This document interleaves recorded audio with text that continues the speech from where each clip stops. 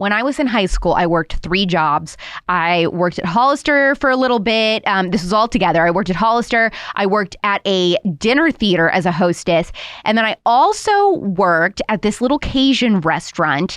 And it was in Indiana, so I'm not really sure that it was that great. But it wasn't bad. And that was the first time that I ever ate fried alligator nuggets. Have you ever had that? Have you ever swam in a canal with little crocodiles? Tried to find a Florida man in a minivan? Want to see President Trump do his little dance on stage? Then get yo ass to SAS. From July 22nd through 24th in Tampa, Florida, TPUSA is throwing a rager, and you are invited, guys and girls. Just go to tpusa.com/SAS and use code Alex today to get your tickets to the biggest conservative summer party in the country. We're going to have Governor DeSantis, Congressman Matt Gaetz, President Trump, and lots more.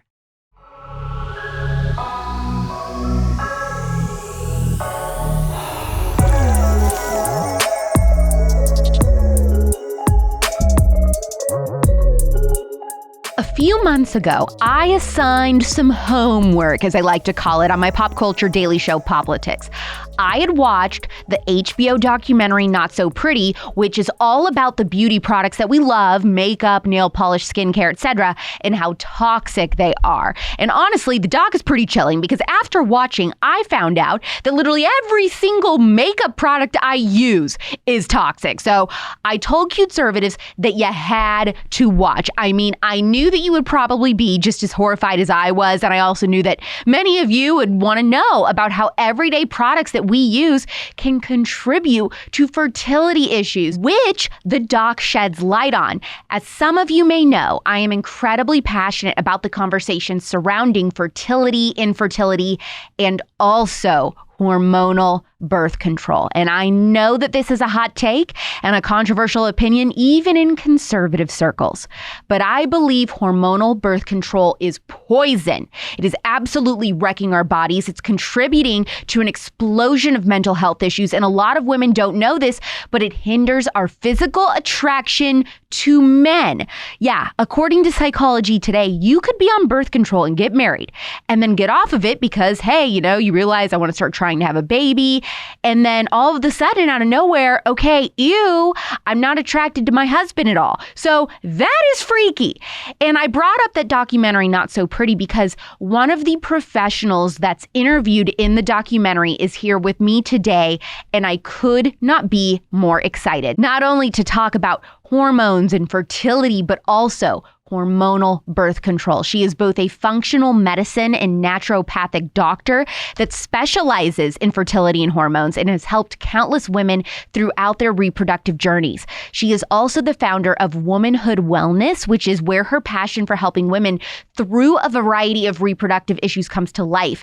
And we're going to talk about her personal story of infertility to talk all of your questions surrounding hormonal birth control, the dangers of it, the repercussions physically and emotionally from it, and much more, is Dr. Leah Gordon on The Spillover.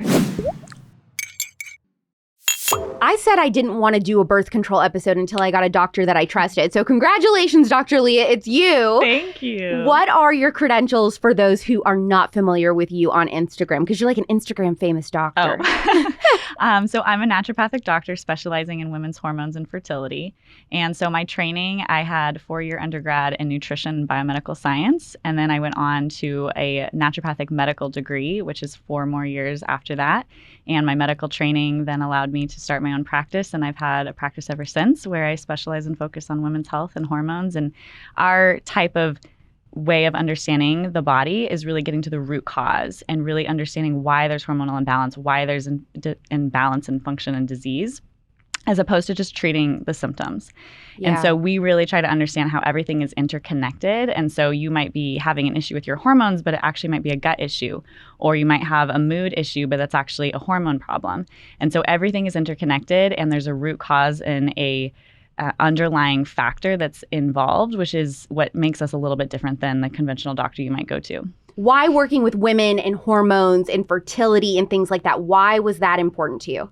So it really stemmed out of my own personal journey and struggle. And I've always had issues with let's call it womanhood problems. So I had painful periods growing up. I've always had issues. I had issues with birth control and the pill. I've had issues with low libido. And then we actually went through infertility, my husband and I, actually due to male factor, but I had a lot of other issues as well, like fibroids and polyps. And so I've always had struggles myself.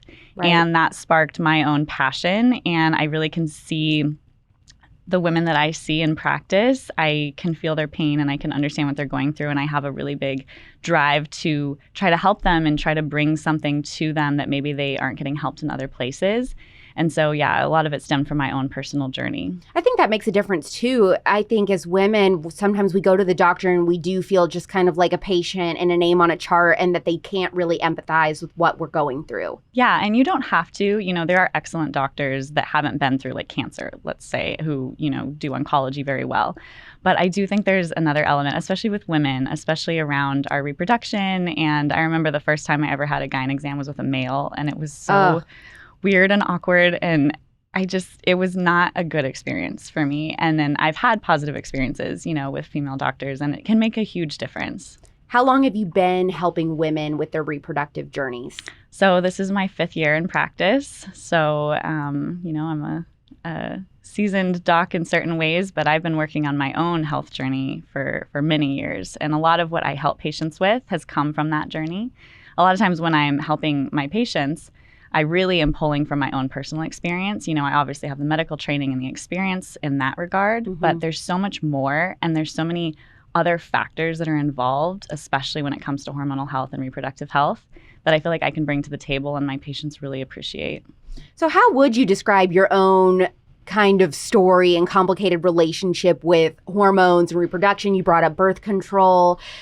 Could you share a little bit about that and when birth control came into your life and what the reasoning was? Yeah, so I had painful periods growing up. When we went to the doctor, you know, the pill was always the solution, as it is for almost all women's hormonal issues these days. However, I never went on it at the time because I just didn't want to. I was exposed to natural medicine really early on, and I actually worked in an alternative spinal rehab clinic from the age of 13 until I went to college. Really? Yeah, which was another reason that sparked my interest in a different paradigm of looking at health. I was exposed to a paradigm shift really early in my life, which I think was a big factor in what made me go down this route. And so I didn't want to take the pill for that, and I wasn't sexually active. And so I was like, why would that be the solution? And in college, when I met my husband, my first sexual experience actually wasn't my choice. And that was really hard and has played a big role in my hormonal journey as well. But I've done a lot of healing there too. And so that's another really wonderful thing that I feel like I can help women with. However, when I became sexually active with my now husband, I didn't want to get pregnant because I wanted to be a doctor. It was always on my heart to be a doctor, and I just didn't want that to ever get in the way. So I never saw myself actually going on the pill, but it was something that, you know, everyone just does. I was in college. The doctor just put me on it. I knew nothing about it. They didn't tell me anything about it, what to expect, what side effects to expect. And, you know, I had a complicated story in that there was a trauma that happened, and then later on in life, you know, I was on the pill, and it really destroyed my mood, my hormonal health. I would just break down crying all the time, and I never knew why. And I would look at my husband and be like, this isn't me. Like, I don't know what this is. I'm such a happy person. I don't understand what's going on. And I would oscillate from really low moods to just flat. Like, I would just feel nothing, no happiness or no sadness. It was just like flat. And did you try other different brands of medication for birth control to see if that would help? I did. You know, and looking back, I wish I knew more now. I wish I had the knowledge that I have now of what if I could have brought that to the doctor and really understood what they were doing. You know, there's different types of progestins that are in the birth control, and they do different things. And I wish I would have advocated for myself more. One of the brands that they put me on actually lowers testosterone, which is a good thing if you have acne. Like, a lot of women go on birth control because of acne, even though in my opinion there are other things underlying acne that we should be working on. But they go on it, and so they're like, this is a magical pill because it lowers testosterone. But I was put on that, and I did not have acne. And so what it did is it dropped my already okay testosterone to even lower. And there's something that happens with the pill where it actually upregulates what's called a binding protein. And we have different binding proteins that bind to our estrogens and our testosterones and our thyroid and cortisol. These are all hormones that circulate in the body and do different things. And when it's bound up, they can't do their work. So it's like they're locked away in a door. They can't get out and do their work and do their thing. And birth control makes more of those binding proteins that bind them all up so they can't do anything. And so this type of birth control did that. And it also lowered the testosterone. And so it killed my libido. And that was a big factor and player for me in my relationship with my husband. Mm-hmm. And it was a really big problem that a lot of women actually experience, is that low libido from birth control. And so I wish I would have known at the time, because I shouldn't have been put on that. It was an inappropriate choice for me. And I wish I would have known. So what are the different ways that hormonal birth control can affect women from a physical standpoint and emotional? So I know you talked about some of that. Yeah, so there's different factors. So the traditional birth control pill is a mix of both a synthetic estrogen, which estrogen is the typical hormone that we think of for women. And it's what makes us have big boobs and long, luscious hair and clear skin. And it's what helps us have a baby. It also rules a lot of our menstrual cycle. So the pill actually has a fake type of estrogen at a lower amount. And then it has what is called a progestin, which is a fake progesterone. And progesterone is the other hormone that rules our menstrual cycle. So every month when we have a period, the hormones estrogen and progesterone are a big part of that cycle. And in birth control, they give you 2 amounts of the estrogen and the progestin. And they basically tell the brain to not make your own. They're like, you're good. We don't need to do this. We're taking over. We're hijacking your body. Yeah. You're done. You don't have to do this cyclical thing anymore. And it actually tells the brain to stop making hormones to the ovaries, and it won't let you ovulate. And so that is a good thing if you don't want to get pregnant. I mean, it's by design, even though I think there could be better ways, and we can get into all of that. Yeah, we will. We will. But what it does is it shuts off that rhythmic, cyclical, hormonal rhythm that we as women are designed to have. And so we are cyclical creatures. Mm-hmm. Men and women are. Men have more of a 24-hour cyclical hormonal cycle, and we have more of a monthly hormonal cycle. And so every day, really, of our month, we could have a different experience in both our mood and our ability to want to have sex or not, in our, feelings of aliveness or wanting to go inward. Like, it's different based on our hormones. Wow. So when you're on the pill that just makes it flat, you don't have that cyclical change. And so it can cause things like apathy or low mood or depression. It also can change your gut microbiome. So we have bugs all over us, on our skin, in our gut, everywhere, in our vaginas, all over. And the pill actually can change the type of bacteria that we have, which can cause gut issues. So a lot of women experience bloating and constipation and, all sorts of issues with their gut. Can this affect the amount of times or how often you go number 2? Yeah, absolutely. Really? Well, this explains so much. Yeah, exactly. And that's a big deal, because it's not just about going number 2, right? Going poop. But you have to get rid of toxic things that way. So if you aren't having a bowel movement, 2 to 3 times a day, then you build up all of these toxins. It's not I know this episode is not about poop. We should do a whole podcast about poop. I would love to do an episode about poop. But is it not? Wait, are we supposed to be going 2 to 3 times a day as a sidebar?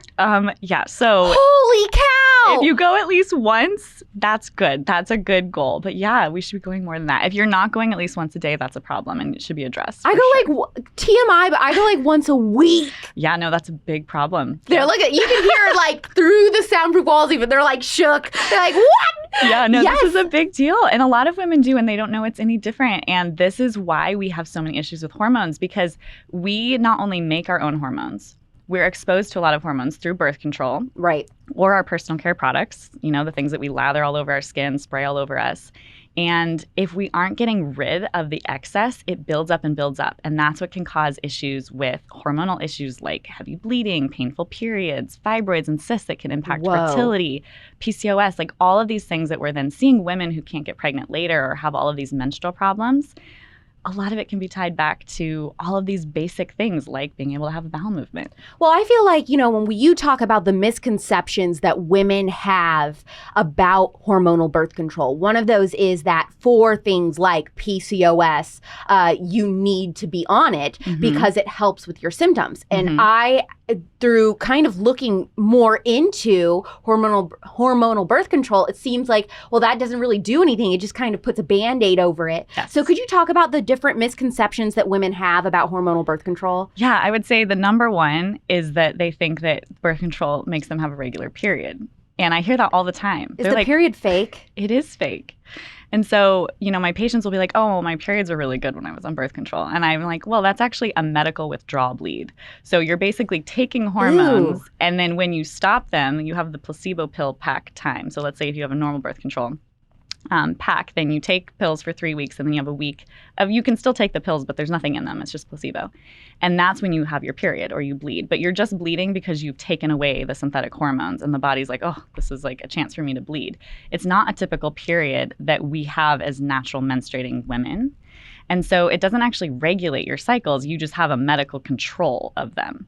And so that's a huge misunderstanding. And so when people say, oh yeah, I have normal cycles now because I'm on the pill, I'm like, you're just being medically managed. What I always ask is, what was your period like before you went on the pill? And so some of them, though, they'll say, well, it was irregular. Yeah. And then being on birth control finally helped it become regular. So what do you say? Well, it didn't help. It helped you have a medically managed withdrawal bleed. However, you haven't fixed the underlying problem that led to the irregular periods in the first place. And so there's a rude awakening that a lot of women who have that situation, let's say they have regular periods, then they are put on the pill to regulate their periods. When they stop the pill and want to get pregnant, for instance, they go right back to that irregularity because there wasn't any addressing of the underlying causes of those irregular periods. And then they might have a hard time getting pregnant, because our bodies are amazing and they're designed to do amazing things. But there are things that can go wrong, and our body's symptoms are intelligent, and they're talking to us and telling us, hey, something's not right. A perfect, situation, or I don't like using the word perfect, but an ideal situation is a woman who has a normal period that's not painful, that's not overly heavy or overly light, and they're ovulating on time, they have a desire for sex, and that is the kind of woman who can become pregnant quite easily. But when you have a sign early on in your life, like painful periods, irregular periods, even acne can be a sign that there's an issue, and then you're on the pill, you think that you've solved it because your period seems normal and regular, but you have not solved the underlying problem that's contributing to that. So then when you stop it and you want to go do the thing that your body's designed to do and get pregnant, you can't, because the hormones are all messed up and the pill never fixed it. It just kind of bandaged it up for a while. How damaging has it actually been for girls to have been prescribed hormonal birth control from ages 13, 14, 15, being on it till their mid to late 20s, even sometimes early 30s before they want to get married, have a baby, and then they get off of it? I mean, is this really jacking up our hormones and our fertility? So I want to be clear, I am not anti-birth control. There is a time and a place. We can get into this whole political thing, especially this is really hot right now. There was a time when women had no ability to, stop getting pregnant. There were a lot of things happening. Right. And there is a time, even in my practice, sometimes I have a patient with severe endometriosis, and we've done everything, root cause of everything, and she's miserable. Maybe her stress can't be managed because she's in grad school or whatever. And the pill is an okay option, and I'll prescribe it for her. However, the problem with the pill is that we are using it as a Band-Aid catch-all to solve all women's hormone problems, especially early in their life. That's the inappropriate use of the pill. And so when a woman, let's say she's, 15 and she maybe had irregular cycles or an acne, that's a really classic one. So I had acne, my cycles aren't super irregular. Most likely she has a PCOS type of pattern. So just to give you an example, most likely she has high testosterone and some sort of metabolic issue, maybe from the diet that she has, or maybe some of her genetics, maybe she has an imbalanced microbiome. She has some sort of PCOS issue, and PCOS is a type of hormonal imbalance called polycystic ovarian syndrome.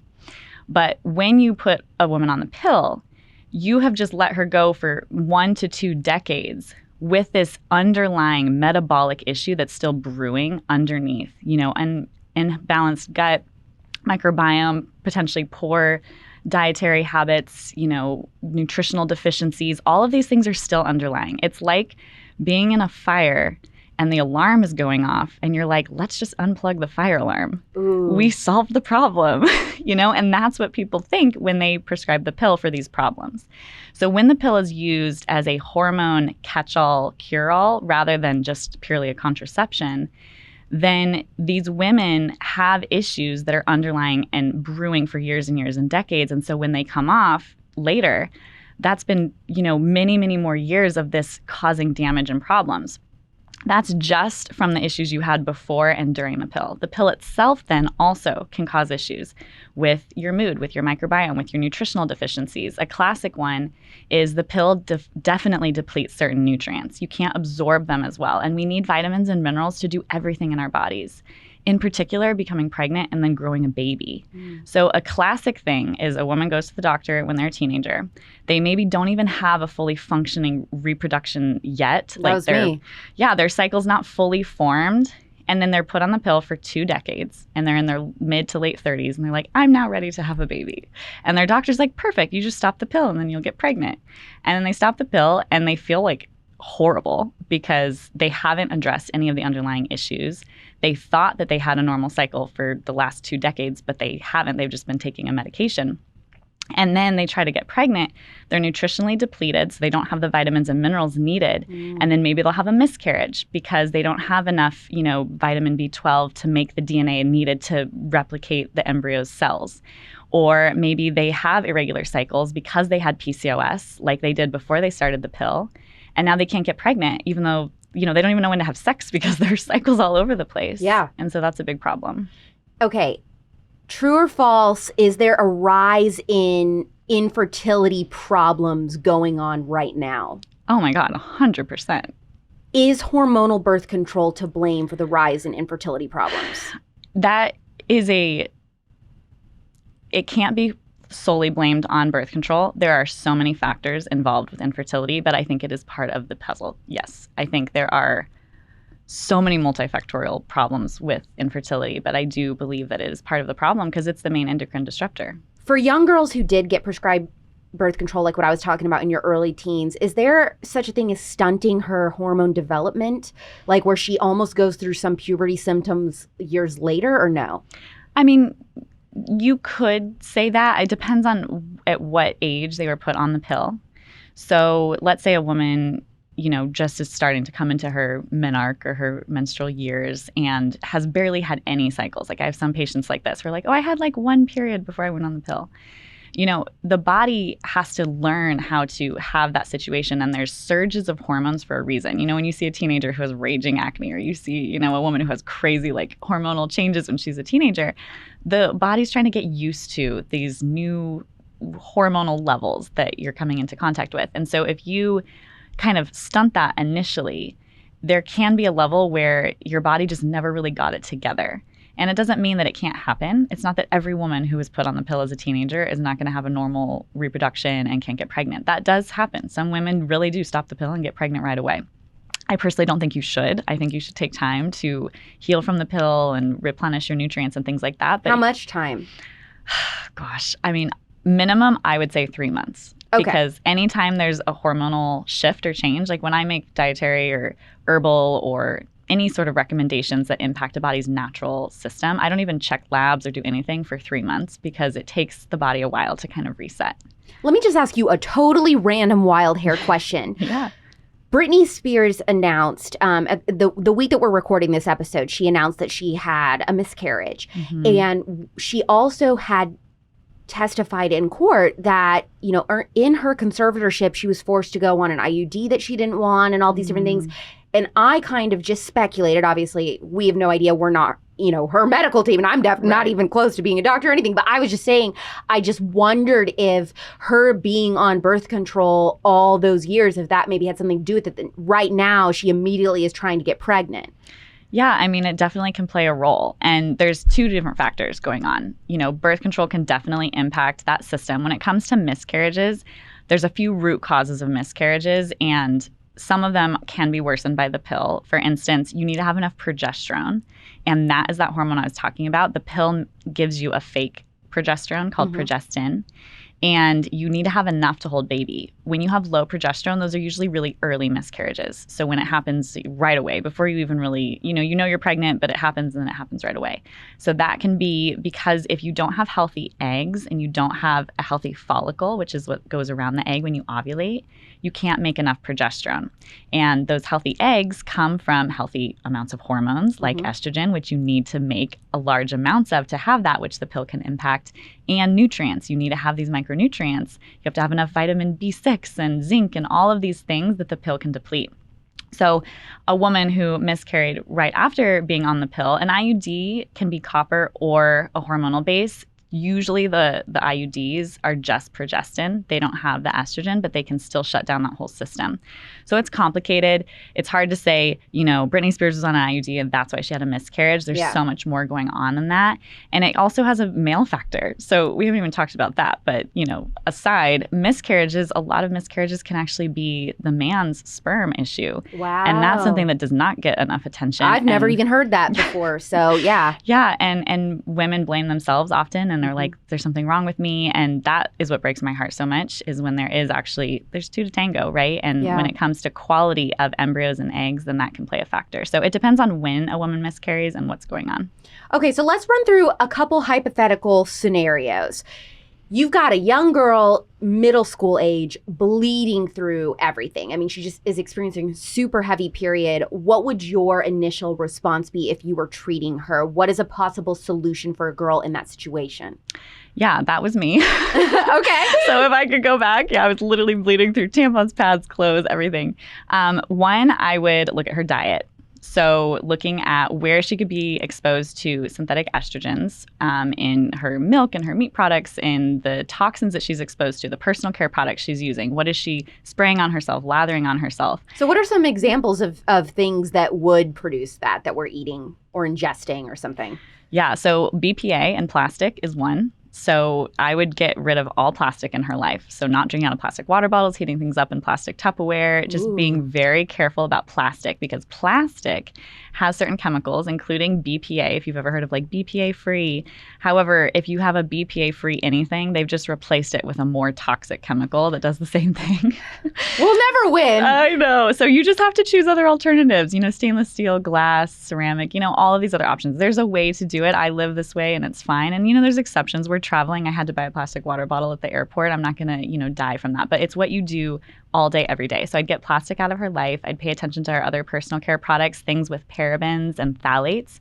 So any personal care product that you use, if you look on the back of the ingredient label and it says the word fragrance or parfum, do not use it. Because I'm thinking of like tampons, for example, that say they have like lavender fragrance and all this. No, that is a no. Is it important to use organic tampons and feminine products? Absolutely. Because for one, the vaginal tissue absorbs really, really well. Ooh is right. I'm getting freaked out by what I've been putting in me, basically. And so, women love to make things scented, but anytime that there's a fragrance or a scent, that basically is a catch-all phrase in the industry for phthalates. And phthalates are endocrine disruptors, and they can definitely cause issues, lead to more painful periods, infertility, all of that.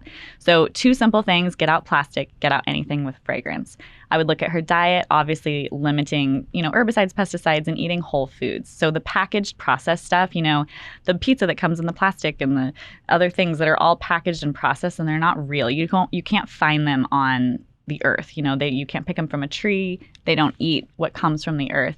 Anything that is a whole food is something that your grandmother would have eaten or your great grandmother would have eaten. That's what I would have her focus on and get all of the junk food and the crap out. Did you just clench your little butt cheeks together when Dr. Leah said we absolutely need to be using organic tampons? I was like, okay, the doctor said it. Now what? Because, it's been the name brand tampon companies who have refused to acknowledge what a woman is, or even that it's only women who get periods in the first place. So now where are we supposed to go to get our feminine products? I found the solution. GARNUU. That's GARNUU.com/Alex with code Alex. Not only are they the prettiest, coolest branded tampon company I've ever seen, they sell 100% organic tampons that you can buy one time or via recurring subscription every month, which I recommend so that you never find yourself buying from the leftist drugstore crooks again. Did you know that most tampon brands fund Planned Parenthood or support abortion? GARNUU is one of the only tampon brands that doesn't. Our cycles are designed for life, so GARNUU values life. In fact, GARNUU fights human trafficking for girls in Nepal with every purchase. GARNUU literally means rescue in Nepali. Are you crying? I'm crying. Oh, did I mention that GARNUU also has menstrual cups for you Save the Turtles cute conservatives? They got everybody covered.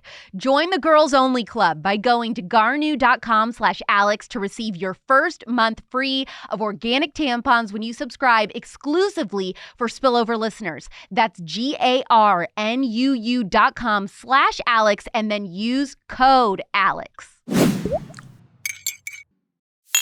So you think even like one of those Whole Foods pizzas that's all, I don't know, tutti frutti, I'm just saying like it's very organic and all natural and all that, even if it's a pizza that comes in that box or whatever, it's probably still not that healthy. I mean, again, I'm not an extremist. Yeah. So being careful, but I wouldn't make it your everyday. So it's better just make it homemade. Yeah, make it homemade. I mean, if you're going to get pizza, it's fine, but I wouldn't be like, my diet consists of pizza and processed food. So, eating cleaner is a big deal.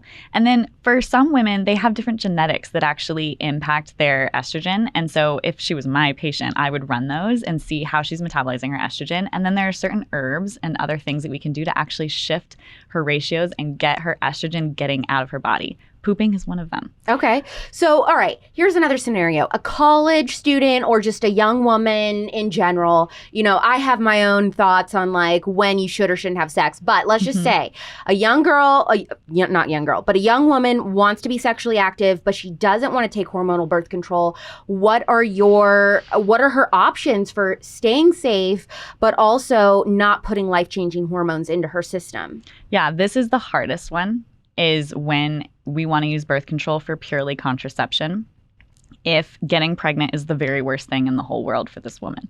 Yeah. And so this is where I'm not black or white on everything. And so on the one hand, you can use birth control. And if you choose so, I am really wanting everything else in her life to be great. Again, no plastics, working on gut health, making sure she's pooping, making sure she's on a really good high quality, prenatal or multivitamin to make sure that she's not depleting all of her nutrients. If she is okay not being on the pill, the next level would be the IUDs. Something like a copper IUD does not have hormones. However, it has copper and it inflames the uterus and can cause certain issues. Some women love the copper IUD. I switched to the copper IUD after I was on the pill and I loved it. It was great. And my sister did it and it almost killed her. So, oh my gosh. Yeah, I have patients along the whole spectrum, but that's a hormonal free option. I'm not a huge fan of a lot of the other forms of birth control, like the ring and, the shot, the depot shot, all of that. I think they have a lot of side effects and issues. But then if we keep going down the spectrum, my dream is that the woman would learn body literacy, learn how her own hormones work, how her own cycle works, and she knows when she's ovulating. This is more of the fertility awareness method and understanding, her body temperature and her cervical mucus and maybe doing LH tracking and understanding these different hormonal ups and downs. And if you're watching and you don't know what I'm talking about, there's a lot of things that you can do to educate yourself on that. I have a course on it as well. But learning how your body works and then pairing that with a barrier method like a condom or something like that so that around the time that you could get pregnant, which is only about 3 to 5 days out of every month, we're put on the pill to prevent something that can only happen 3 to 5 days out of every woman's month. So if you know when that could be for you, then just be extra cautious and careful around that time or really at any time, if you feel really strongly about it and using a barrier method. So I always recommend that. I always tell girls, track your periods and you basically do the natural family planning method. Would that be accurate? So I'm more of a fan of fertility awareness rather than natural family planning. The difference is because usually natural family planning is just going off of the calendar dates. Okay. And saying, okay, this is the time that your cycle is. You're probably going to be ovulating around this time. Like, for instance, let's say from period to period is about 28 days. The natural family planning method is usually like, okay, about 14 days, halfway between that is when you ovulate. So don't have sex at that time. The difference with fertility awareness is you're actually taking charge of your own symptoms, of your own body, and saying, I'm actually tracking my temperature. I'm actually seeing my cervical mucus, the changes in me physically. Because let's say you're doing... Just to pause you, cervical mucus is discharge, correct? Yes. Okay, I'm going to make it really basic because, all ages and people that they really are not aware of their own cycles and everything, even as women. So that's why I can back it clarifying. Back up. Okay. Yep. Cervical mucus is discharge that comes from the vagina. It's different than like clumpy, smelly, green discharge. If that's happening, not good. I know the guys in my broad room are cringing. Yeah, but this is important. Yeah. And like this, I want to bring this up because we cringe at this stuff because we see the woman's body as this like icky, gross thing. And this is why women don't learn about their cycles. And this is why we are put on the pill. Because most doctors will say women don't have the capacity to learn about their body. They don't know how to do that. We need to medicate them with the pill. And for some women, that's the case. For some of my patients even, they are not in the headspace or in the life season to be responsible enough to track their own cycle and be mindful about it, and they're a great candidate for the birth control pill if they're doing it appropriately. But I think having a blanket statement across the board and denying women access to other alternatives and making them feel wrong for that is inappropriate and not okay.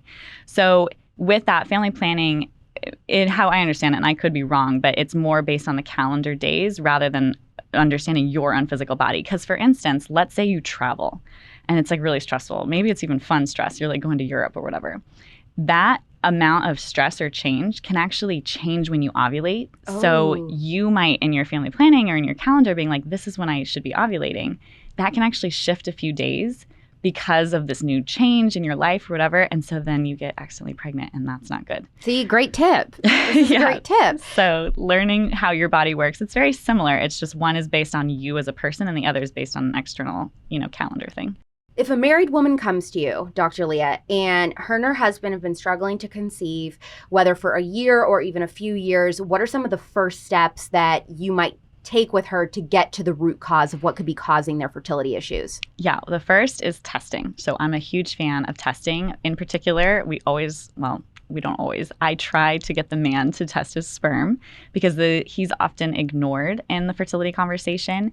And a lot of times my patients will come to me and the woman is alone, she's married, but her husband's like on a business trip. That's like so common. And I'm like, doesn't he want to like see what's going on? So test his sperm. You can do that either with a doctor or even on your own. There's a lab called Give a Legacy where you can just order it on your own, do it in your own, time. Mm-hmm. So we at least make sure he's not a factor, because if you can try to help yourself as much as you can, and if sperm is a problem, that's going to just delay your time getting pregnant. So test him.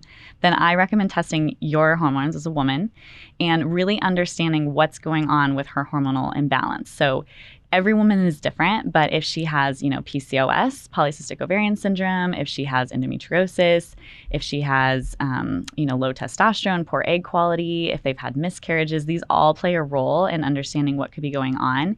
And then each person's imbalance would be dealt with slightly differently, which I know is a frustrating answer, but I treat each person as an individual, as we all should. Mm-hmm. So it depends on what has happened so far. Let's say they've never been in for a workup with any other doctor. I would definitely run a full hormone panel, making sure that we're ruling out all of the different imbalances. And then if there is a hormonal imbalance like PCOS, which is that irregular cycle that a woman had before she started birth control, then there are certain things like balancing your blood sugar and making sure that you're eating really well and using different herbs to help to bring down insulin and bring down your testosterone, because these are things that are impacting your ovulation. So you can't actually get pregnant because you're not ovulating correctly. What are some of the things that a woman trying to get pregnant are really good for her to be eating? Oh, yeah. Good question. First, I'm going to answer that question with how she eats rather than what you eat.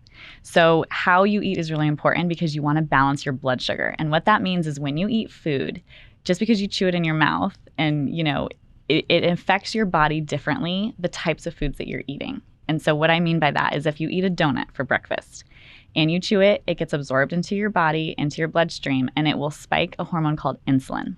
insulin is a hormone that is sensitive to the amount of sugar that you have.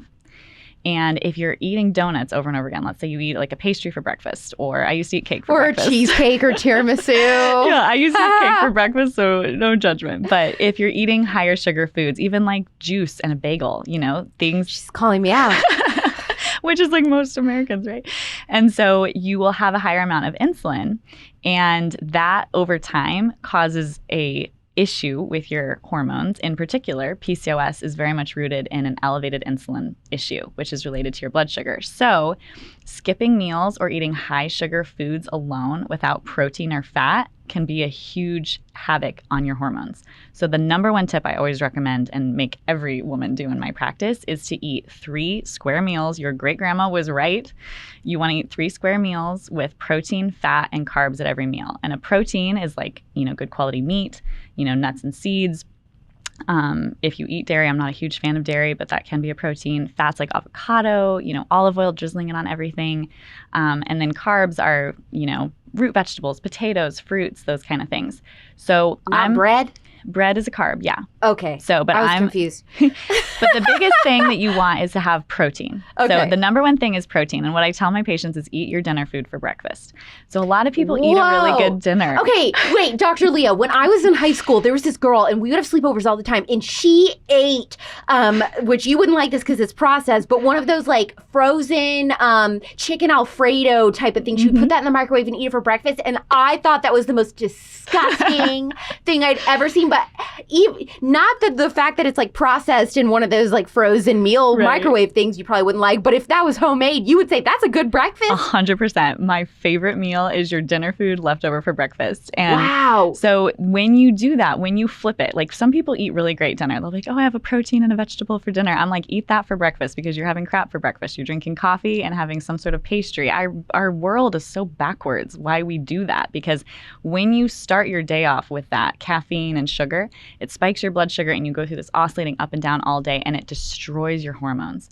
So the number one best thing that you can do is balance your blood sugar by eating protein and fat at every meal, protein and or fat at every meal, and not skipping meals. So I'm not a fan of fasting and intermittent fasting for women of reproductive age.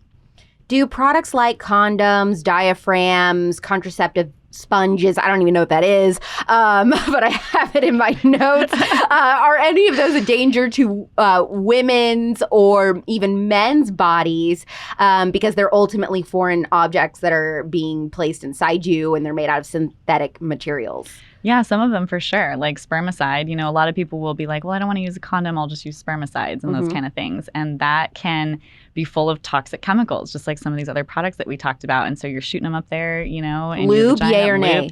Lube depends on the type of lube. There are good quality companies that are making good products and there are not. And so you really want to be diligent about that. If you go to like a traditional like store where you buy lube, most of them not good. You have to seek out these better companies that are making good products. And that can actually disrupt the microbiome in your vagina.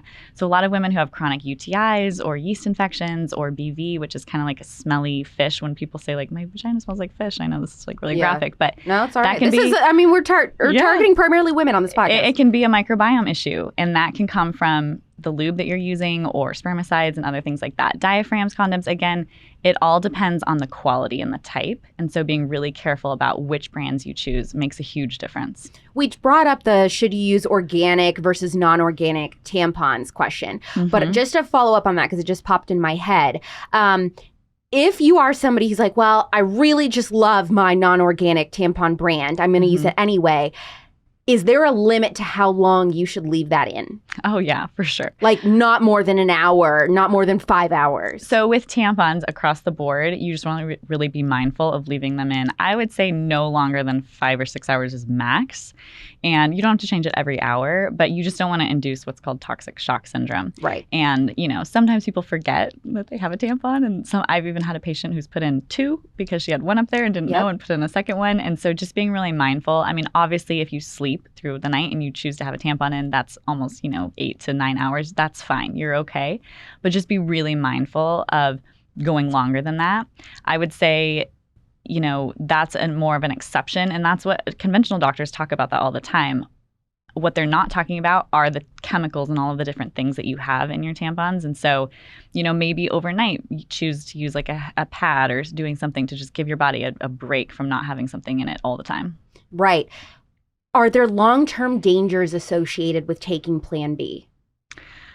Oh, that's a good question. So it disrupts your hormones, just like everything else. So I would say doing it routinely, yes. If you did it once in your life, are you never going to be able to be pregnant? No, it's not to that degree. But it is a hormonal disruptor, just like anything else. And it has its own side effect profile, just like everything else. And so, one thing that people need to remember and women need to remember are all of these things, the birth control, the Plan B, we're kind of, and I get it. We're encouraged to do them in the sense of like not wanting to have unwanted pregnancies, and that's really hot right now too. And so I get why it's encouraged and promoted. Mm-hmm. But we've created this culture that doesn't think of them like a medication.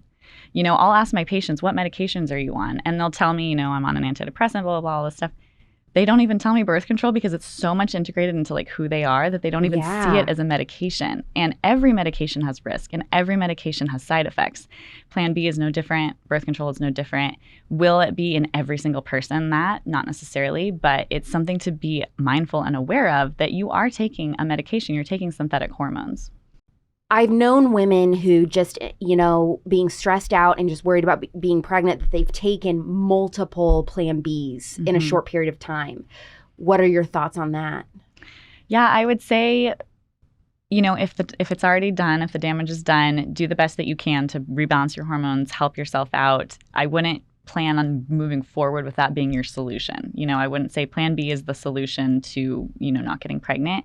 If someone has taken multiple rounds of Plan B, again, checking your hormones, doing labs to make sure everything's looking good, making sure that everything is functioning well, because some person might have that experience and have an imbalance and somebody might not. That's where the bioindividuality comes in. So I'm not going to say across the board, anyone who's done, 5 rounds of Plan Bs, like never really get pregnant. It just doesn't work that way. Some people can eat like crap, smoke like crazy, drink like a fish their whole life and have no problems. And some people barely can do any of those things and have infertility and all these issues. It's because our genetics are different, our exposures are different, our stresses are different. And so, they always say the environment loads the gun, but the exposure pulls, or your genes load the gun and the environment pulls the trigger. So we do have bioindividuality that makes things different. So, okay, if for these girls that have been on birth control most of their lives and they want to get off, are your hormones kind of permanently affected by being on birth control for so long forever? Or once you fully detox from birth control, can you be completely back to normal? So again, some women can go completely back to normal. A lot of it depends on where were you at before you started the pill. Got it. So if you had heavy periods, which would be a high estrogen picture, and you go on birth control and your periods are great, they're light and whatever, and then you stop, that can come back because that's kind of your genetic predisposition or your environmental exposure. And then some women will start birth control, they stop it, and their hormones never come back. They never seem normal. The one that we see more than anything is probably the low testosterone leading to low libido, because these binding globulins that I talked about earlier, where they bind up all your hormones and don't let them do anything, those can stay elevated after you stop the pill. For some women, once you stop the pill, if your body can get back on track, it can recirculate itself. But there are a lot of women where that doesn't happen. And they'll stop the pill and they don't have a period for a year. And they're like, where's my period? I can't get pregnant. I don't feel good. And that's a problem. It's called an HPA axis dysfunction. So the communication of the brain to the ovaries is actually disrupted by the pill. So it makes the hormone conversation from here to your ovaries stop. So some women have a harder time turning that back on. So basically when they stop the pill, you'd think, oh, it should just like start back on, like a factory that's been dead for a long time. And then you turn the lights back on and you're like, everything should just start working again. And it's like dead. It's like broken. There's like a cog in the wheel that's not right. So again, everyone's different. Some women stop the pill and their hormones are back to perfect. And some women do not. And that's where you want to do a lot of like rebalancing, like I've talked about with different herbs and diet, lifestyle, all of those things. And for some women, it can be a really big challenge. So for those listening that are like, okay, I'm on board. I do want to get off hormonal birth control. There's other methods that I want to use so that I don't get pregnant, or I just want to be off of it because I feel like, I didn't really need to be on it in the first place. What are the steps that you advise women on the best ways to detox from birth control? Is it totally cutting it out cold turkey, or is it like weaning off, or what's the best practice? So I have my own approach, which I think women should start working on their health before they stop the pill. Oh, okay. Yeah. I haven't heard this yet. Yeah, because I feel like when you pull the pill right away, again, let's say you were a fire, and everyone's fire is different. Yours was raging a certain way. Then you unplug the fire alarm, and that was equivalent to being put on the pill. No more fire alarm is sounding. We've solved the problem, but your fire's still brewing, okay? As soon as you pull the pill, as soon as you plug the fire alarm back in, your fire is right back where it was started. If you had painful periods, they're back. If you had, acne, it's back. Like all the things can come rushing back. But if hormonal birth control is like a Band-Aid on it and you're saying don't get off of it cold turkey, then how do you know what those things are to work on? Well, so that's where I usually ask women, what was your cycle like? What was your experience like before you started the pill? If it's, I had no periods and low periods, then you want to probably work on boosting your hormones. So eating more fat, improving different factors in your life as far as stress and things like that go. Maybe reducing your exercise. Some women were like hyper exercisers. There's different herbs and things you can take too. If you had acne, working on inflammation and high testosterone. If you had high estrogen, looking at your products, your personal care products, you're pooping, make sure you're pooping, all of these things. So I recommend making sure that your diet is really good and you're eating really good nutrient dense foods. Making sure that you're put on a really good, high quality, like multivitamin or supplement that can replenish all of the nutrients that birth control's depleted from you. Making sure that you're not in a really stressful time in your life. If you're like the most stressed you've ever been and this is the time I'm like you're planning for a wedding and so that's why you're like on the honeymoon, we want to start for a baby, let's get off birth control now. Yeah, and if you stop, it's fine. You can work on all of these things at the same time. I find more success when people feel, because it's a lot to change your lifestyle. It's a lot to change your diet. It's a lot to change your products, all of these things. And to do that on top of all of a sudden now you pulled the pill and your whole life is kind of unraveling. It can just be so stressful. And that's when a lot of women then get put back on the pill. So what about for girls like me? I'm not ready to be a mother yet because I'm not married and I want to be married first. And, maybe they're single, but they know for a fact that they want to be a mom someday.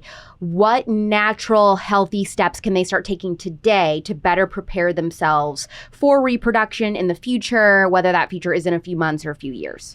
Yeah, so a lot of what I'm going to say is similar because it's the foundations of health. Our body is designed to be healthy. Our body is designed to be fertile. Our body is designed to be alive and happy and well. And so we work on the foundations first, and that's having a healthy diet, making sure that you're well hydrated, sleep, making sleep a priority. A lot of people will stay up binging, Netflix and waking up really early or doing all of these things and really creating a lifestyle now that is conducive to sleeping 7 to 9 hours a night and figuring out a way to make that work in your lifestyle. Making sure that you feel safe in your home and feeling that you have a really good response to stress. If you're the person who's like, I'm just stressed out of my mind, but like as soon as I want to become pregnant, I'll just stop all of this. And it's like, don't, because it's destroying your hormones now. Live now as if you would if you found out you're pregnant. What things would you eat? What personal care products would you take? Get the crap out of your personal care products, the toxins and things like that. Making these steps now will be the foundation for balancing your hormones. And then if you're on birth control, checking some of your hormones in labs isn't as effective because you're taking synthetic hormones that are affecting that. So making sure eating whole foods, making sure that you're sleeping, hydrating, getting plastic out of your life, getting the toxins out of your products, those are the foundational things that automatically, when you're living that way and doing that way, your hormones will be in balance. So as soon as you're ready to pull the pill, then you already have a foundation in place that's going to be conducive for your body to bounce back and have a really good, healthy balance. And working on your gut. Like for you, I would make sure that you poop more than once a week. Once a week. Yeah. People, every time if I say that to people, but they always are shook. But I have been that way since I was in middle school. I mean, well, my whole life, really. I mean, so it's not like abnormal for me. It's normal for me, but you would still say it's correct. Whole I would picture still not say right? It's not good. Oh, okay. Yep. It's I very think common. Honestly, I am a really crap eater, and I think that it probably is that I don't have enough fiber. Yeah, increase fiber, decrease dairy, increase water.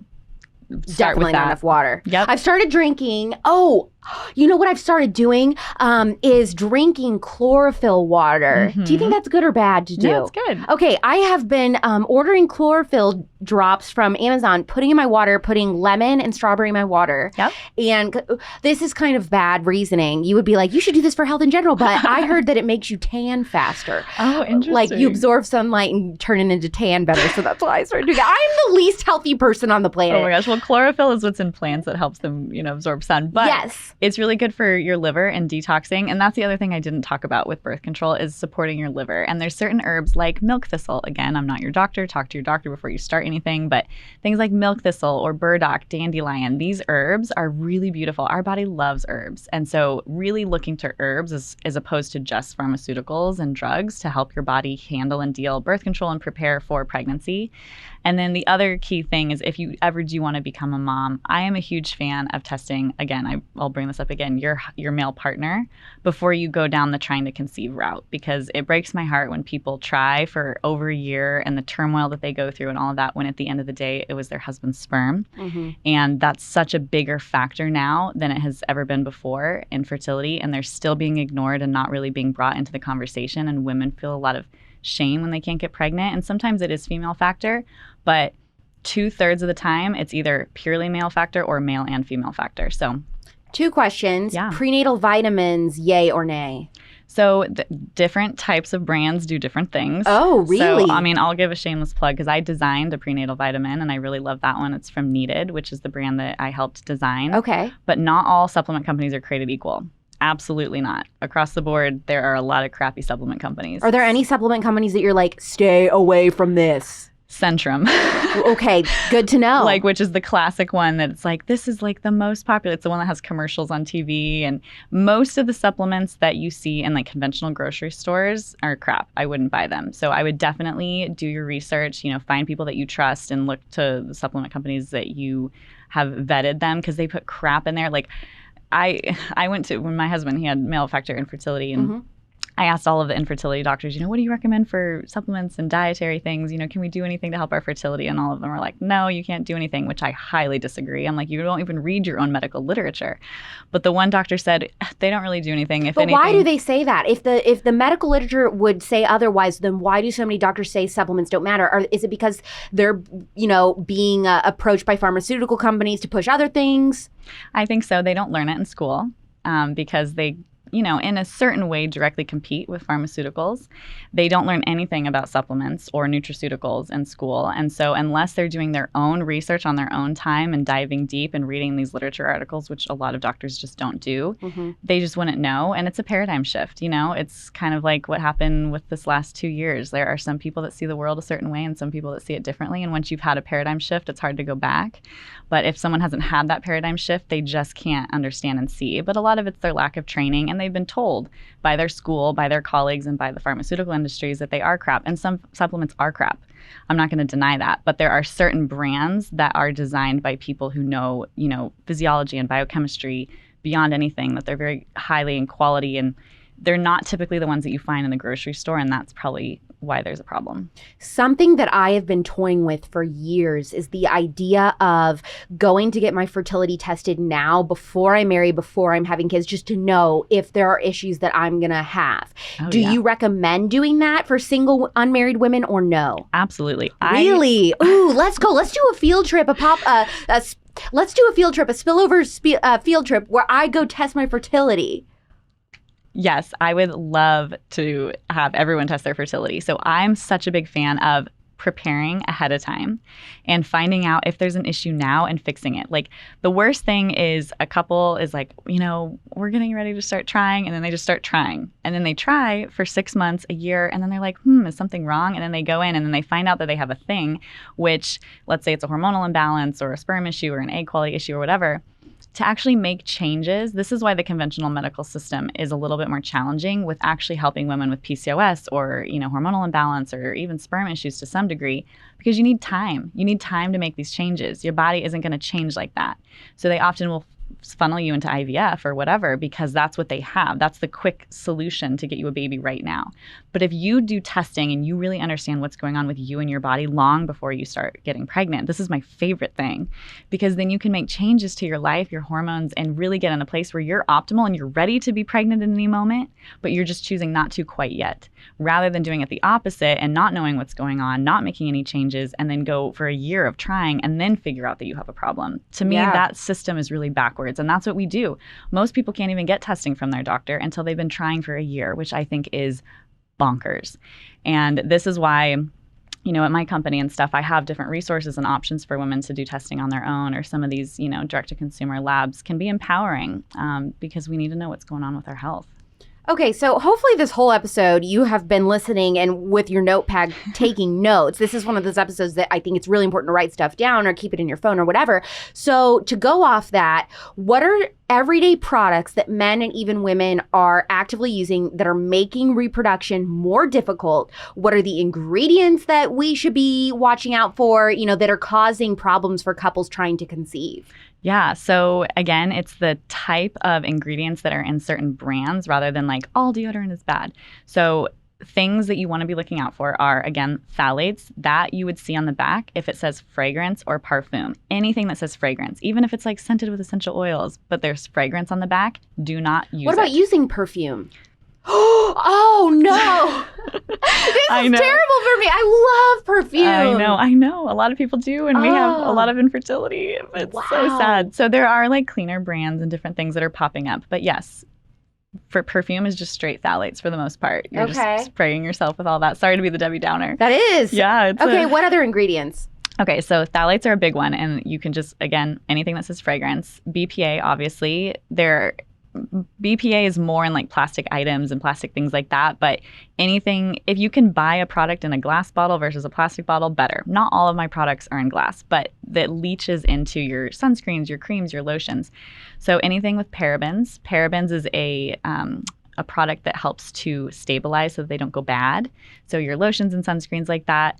Nail polish, like conventional nail polish, has so many things in it. So if you get your nails done, being really mindful of going to a cleaner salon, using cleaner nail polishes. And the best thing is to download an app that helps you just scan products and see what's in them. Do you know what any are called? Oh, I sure do. Tell us. So the Environmental Working Group has one called Healthy Living. It's green and it has like little circles. And then Think Dirty is another one. There's a few others that are out, but either one of those are great options. And you can actually scan on a barcode the product in the grocery store or whatever. I used to sit, you know, in the aisle like scanning products. Now I just kind of know what is what. But when you're learning and seeing what chemicals are in here, because there's so many different things. Things like antibacterial hand soap or hand sanitizer has triclosan, which is impacting fertility. Things like formaldehyde, which is in nail polishes and Brazilian blowouts and hairsprays. Oh, I get a blowout every week. Oh, no. But I know I'm just the Debbie Downer here. But there is a way. There are a lot of companies coming out that are making cleaner products, and sometimes they don't perform as well. There's a reason why there's certain chemicals, but you have to decide like what's more important, your fertility, your hormonal imbalance, and I want to make this point clear. It's not just about getting pregnant. The exposures that we have as women impact our baby's development in utero. So when I was pregnant with my baby girl, anything I was exposed to impacted her and her eggs, meaning my grandchildren were being impacted by what I was being exposed to when I was pregnant. This is the juiciest scoop that I think has ever been said on this podcast. Yeah. So if let's say you want a baby boy, and you're pregnant with a baby boy, if you're, getting your nails done, using hairspray, all of these like phthalates, we are seeing that those little baby boys are being born with reproductive issues. Their, genitalia isn't normal, and they are having sperm issues. So why all of these men are having issues right now? A lot of it was because their mothers 30 years ago were exposed to all of these chemicals, and we are just now seeing the reproduction effects of that. So know that your children, especially your baby girls. So your baby boy in utero is impacted, but if you are pregnant with a baby girl, your exposures are actually changing through epigenetics her children. So you are impacting your grandchildren with every decision that you make.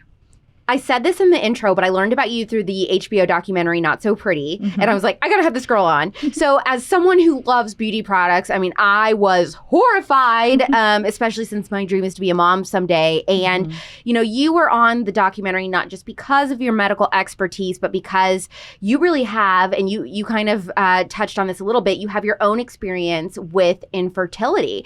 So, you know, I think a lot of people listening up until this point may not really expect that, just because of you say, well, this girl, she must be doing all this right stuff. So why would you experience it? You kind of said how your husband struggled with some stuff. So could you talk about your infertility journey, how that began? And then once you found out that your husband actually was the one, you know, what transpired after that?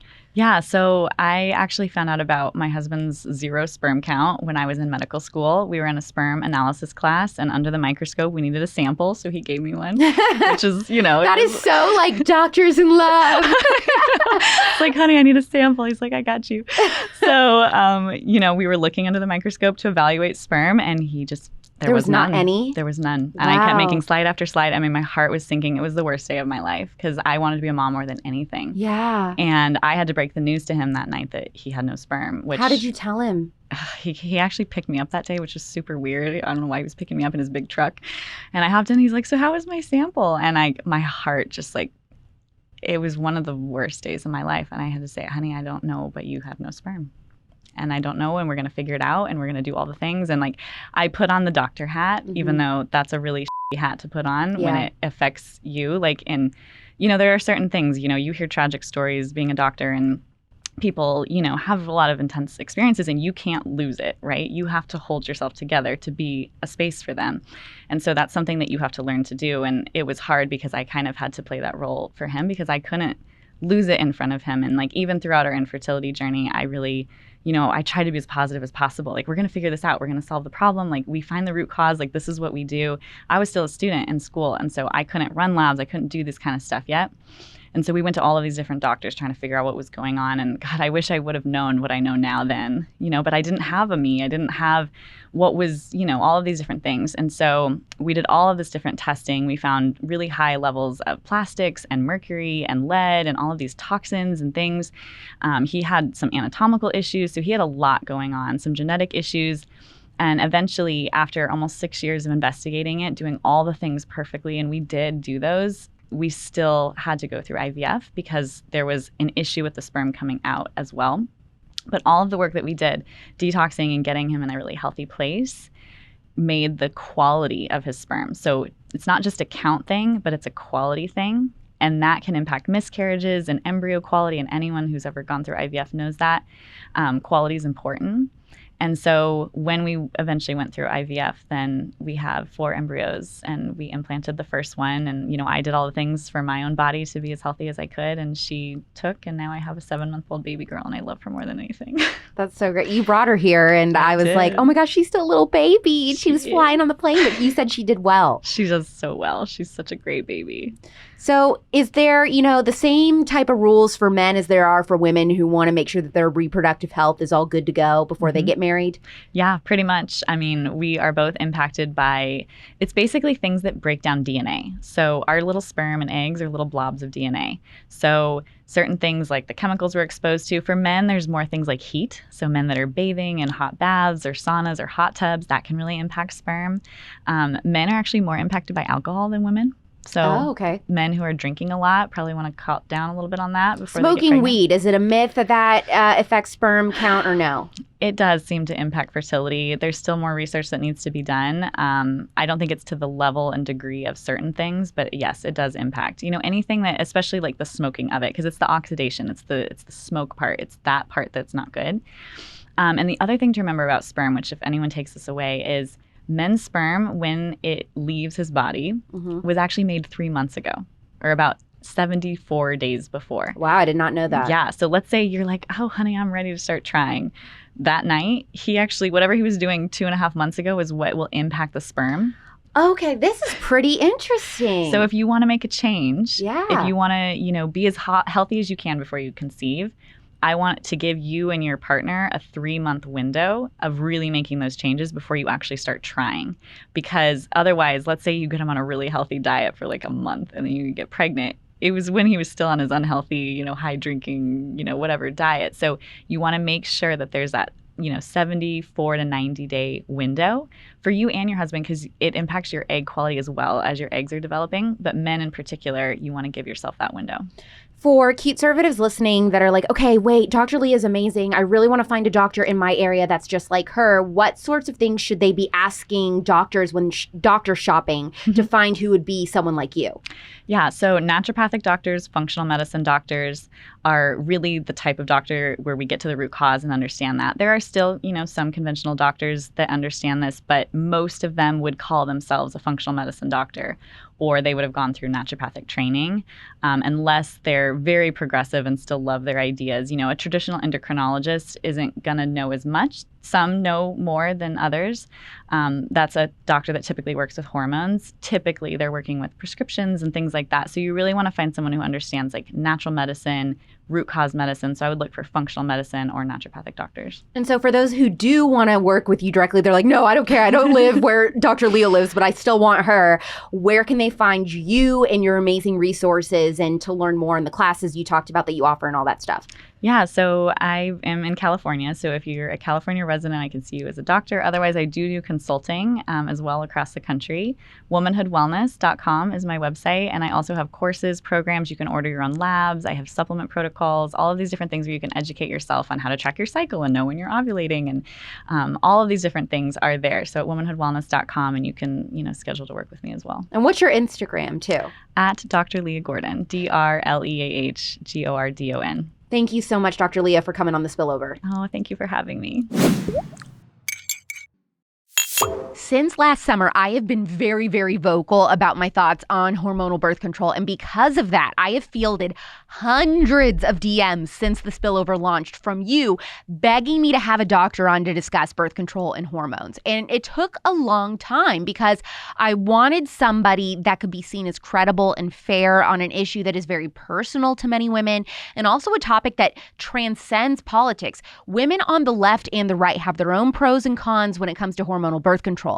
And what I like about Dr. Leah Gordon is that she isn't just anti-HBC no matter what, but she really encourages you to look deeper into the pill and ask more questions before getting on it. And I felt like she was a guest that the pro and anti-birth control people would respect and be open-minded about. I mean, she was on an HBO doc, for Pete's sake.